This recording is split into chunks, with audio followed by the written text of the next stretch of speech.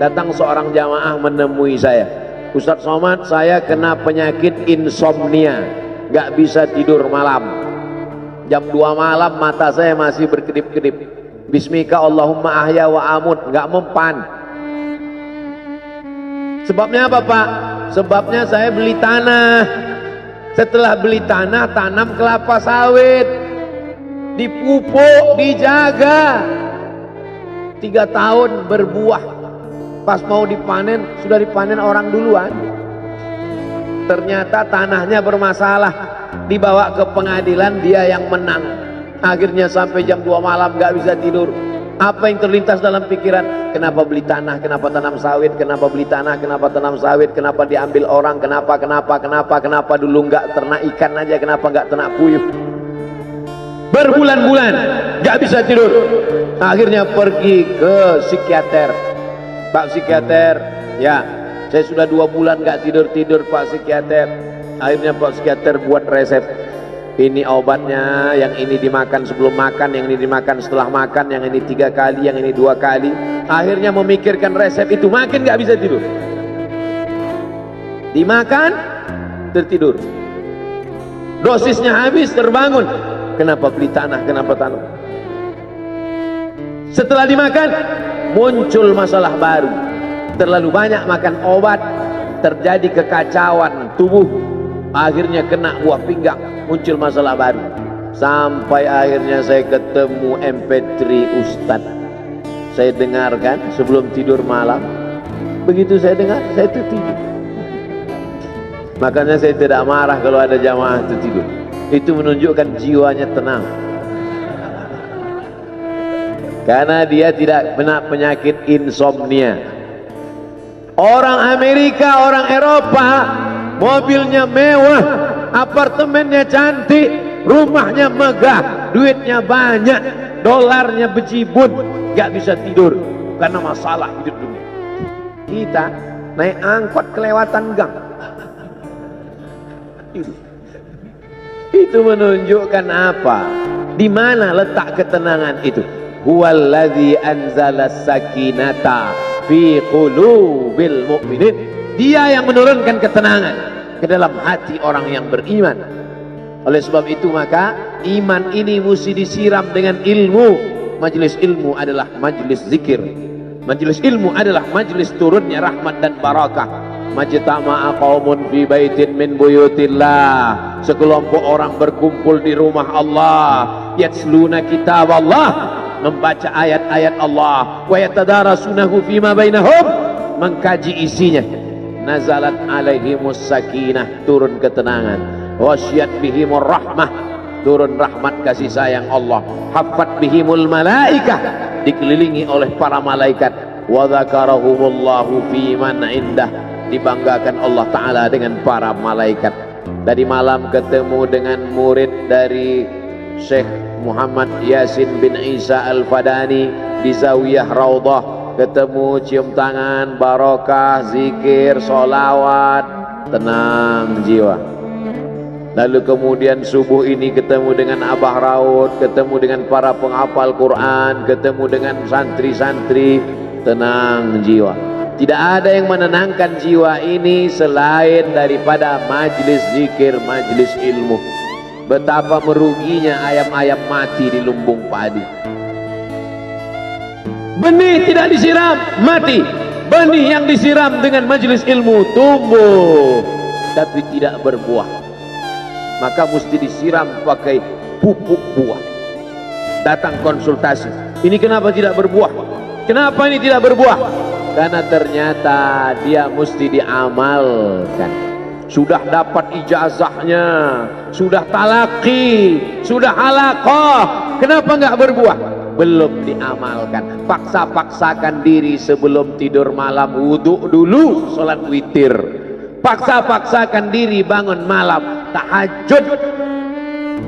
Paksa-paksakan diri siang, sholat qabliyah, sholat ba'diyah. Paksa-paksakan diri pagi, sholat duha. Paksa-paksakan diri, sholat subuh berjamaah. Barulah dia berbuah. Kalau dia tidak berbuah, dia hanya sekedar pokok kayu, yang hanya membuat sampah saja. Tapi paling tidak tempat orang bernaung di bawah ketika panas, tapi manfaatnya tidak sesuai karena yang ditunggu itu buahnya. Masa pohon kayu rindang besar tidak berbuah, sementara semangka yang kecil buahnya besar? Oleh sebab itu maka mesti berbuah. Benih disiram, berbatang, berputih, berbuah. Buahnya ranum, cantik dan indah. Begitu dibelah tak bisa dimakan. Kenapa? Ulat semua isinya. Oleh sebab itu mesti dijaga. Benihnya disiram. Apa yang bisa menjaga ini? Diprotek dia. Kenapa apel tidak dimakan ulat? Bukan karena ulat tidak sanggup beli apel, tapi karena disemprot pestisida. Ulat tahu ini ada pestisidanya, maka dia tidak makan. Kita nggak tahu, dimakan. Ikan asin tidak dikerubungi lalat, tidak ada satupun lalat yang hinggap di ikan asin. Kenapa? Karena lalat tahu ikan asinnya pakai formalin. Manusia nggak tahu. Pintar mana manusia dari lalat? Jangan jawab. Akhirnya orang makan, menumpuklah pestisida dan formalin dalam darah. Apa namanya? CANCER, cancer. Karena dia tidak larut dalam tubuh. Yang lain-lain larut. Makanan-makanan larut menjadi energi, menjadi sampah, dibuang menjadi kotoran. Sama seperti daun, kalau jatuh ke tanah larut menjadi pupuk, tapi plastik tidak larut, maka plastik sampah bertebaran. Oleh sebab itu maka ini mesti dijaga. Apa yang bisa menjaga buah apel supaya tidak berulat? Jagalah dia dengan ikhlas. Kamu kenapa nggak ke masjid? Saya kalau ke masjid riak, maka saya nggak ke masjid biar ikhlas. Tarkul amal li ajlin nas riak. Kata Imam Fudail bin Iyad, tarkul amal li ajlin nas riya. Tidak jadi beramal karena takut dipuji orang, riya. Wal amal li ajlihim syirik. Beramal karena ingin dipuji orang, syirik. Kenapa kamu nggak pakai sorban? Takut dipuji orang, riya. Pakai saja sorban anak, jangan takut dipuji orang. Pakai sorban, yakinkan dirimu. Baik. Ustaz, kenapa nggak pakai sorban? Ada masanya nanti pakai sorban. Tarkul amal li ajlin nas riya. Tapi beramal, tapi saya nggak tahan Pak Ustaz dipuji orang. Luruskan, karena pujian pasti akan selalu datang. La'atiyannahum min baini aydihim wa min khalfihim wa an aymanihim wa an syama'ilihim. Datang dari depan, dari belakang, dari kanan, dari kiri, dari dalam. Alladzi yuwaswisu fi sudur, dari dalam, dari depan, dari belakang, dari kanan, dari kiri, dari dalam, dari dua aspek, minal jinnati wan nas, dari yang zahir, dari yang batin, berdatangan dia. La ughwiyannakum, aku akan goda anak cucu Adam. Sampai kapan? Madamat arwahuhum fi ajsadihim, selama roh masih bersemayam dalam jasad, selama masih hidup, dia terus menggoda. Kapan kita berhenti dari godaan ini? Nanti setelah terbaring, terbujur kaku, bahkan sampai mau sakaratul maut pun dia tetap menggoda.